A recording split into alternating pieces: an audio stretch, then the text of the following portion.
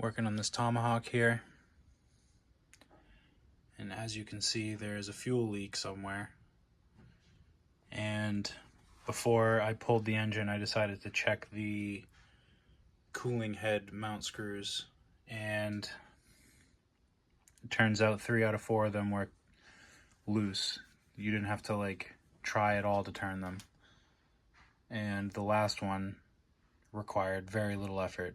So it's safe to assume that the cooling head was loose, and that's where this fuel leak came from. So I'm going to go ahead and get this tightened down. I'm going to start it on the bench, and if it seems to have solved the issue, then I'm going to go ahead and take this out for a run. I hope I don't have to pull, the whole engine, but we'll see. Alright, so I wiped it off before I started it, and I was able to get it to start and idle with the igniter, and then I was able to take the igniter off and it continued to run. So if I were to get the engine, up to proper temperature, I think it would continue to run. So yeah, I was able to figure out where the fuel leak was. We'll go ahead and take this out to the lot and get it tested. Alright, so the fuel leak is solved. Turned out that the cooling head screws were loose. As you can see, there's no more oil on the chassis, so that leak was solved. That's good. Unfortunately, I wasn't able to fully open it up just because the businesses aren't closed yet, so there's still some cars straggling in the lot. My remote's dying, so I'm just gonna head back to the house and charge that, chill out for a minute, and then gonna come back once those cars leave and see what I can do about getting this to go full speed, and I'll record it as well. When I was bench testing it, I heard it shift into second, so I know it will shift. I just wasn't able to, like I said, fully open it up. So we'll get a driving video of it here in a moment.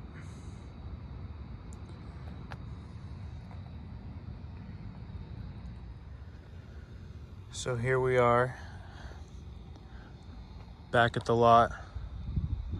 I was able to run 1 full tank. I started to tune the engine. I leaned out the high end a little bit, started to perform better.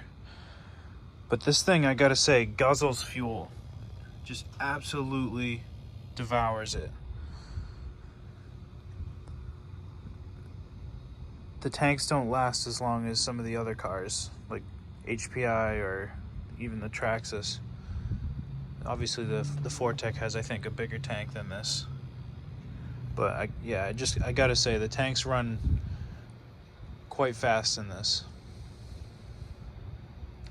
So anyways, I'm gonna go ahead and get this fueled up and fired up. See about getting some passes on it. I haven't noticed any of the second speed shifting, so I might have to do some adjustments on here. The point is just to get this running, and as you can see, there's no more fuel or oil leaking all over the place. The only water on this is from anything left over on the lot. You can see it's a little wet there. But so glad I got that fuel leak solved.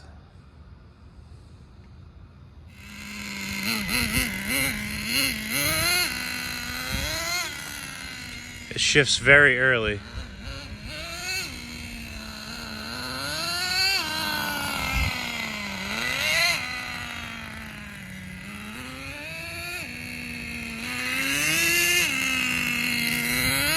It shifts in that range somewhere.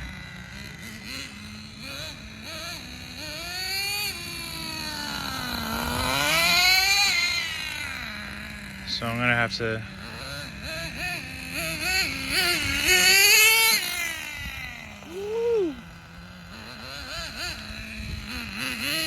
have to tinker with the shift point here. Just keep messing with the tuning.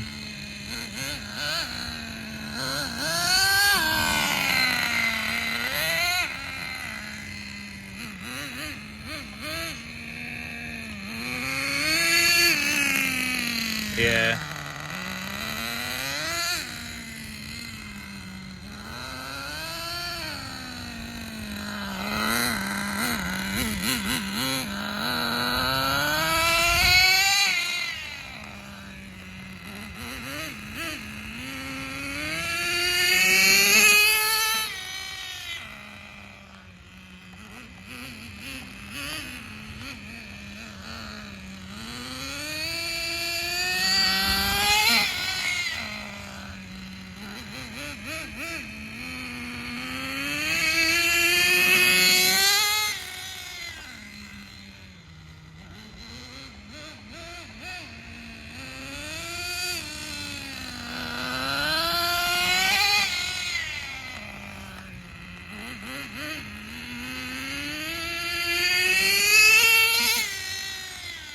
Yeah, it's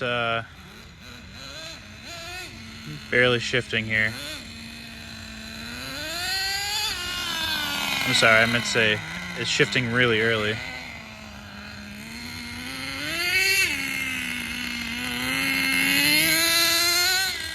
Well, you get the point here. No sense in recording too much more of this. But the leak is solved. It runs. And now I know I just gotta mess with the shift point.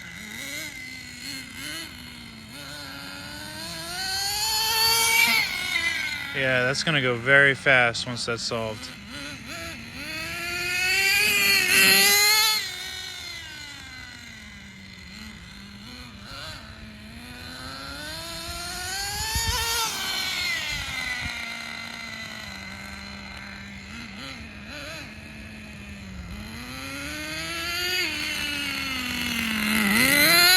It shifts so early you can't even detect it.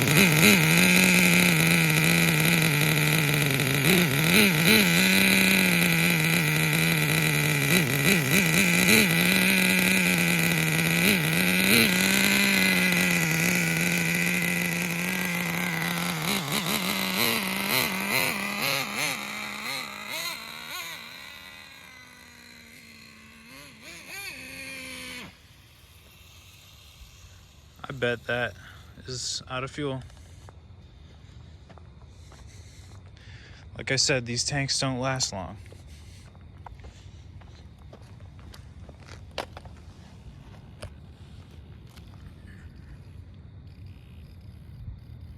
Out of fuel.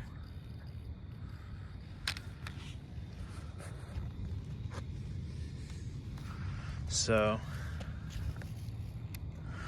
I don't have much fuel left, so there's not much sense in spending too much time here. I don't have my proper hex wrench to mess with the 2-speed here, but I do have a bunch of instructions for this car, so we'll check those out.